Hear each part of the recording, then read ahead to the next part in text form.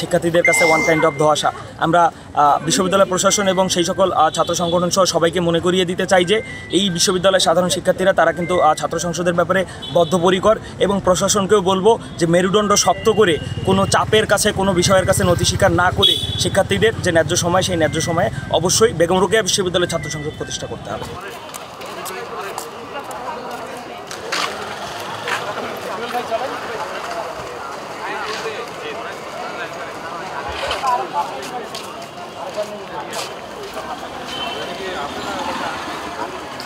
তিনটা কারণে আমরা ডিসেম্বরে যে 7 দিন শীতকালীন ছুটি ছিল সেই ছুটিটা আমরা জানুয়ারির শেষ সপ্তাহে নিয়ে গেছি, এবং এখানে কোনো শিক্ষার্থী, কোনো শিক্ষক বা কর্মচারী কর্মকর্তা ওই সময় ছুটি থাকবে না, তাদের একাডেমিক ক্লাস এবং পরীক্ষা কার্যক্রম চলমান থাকবে।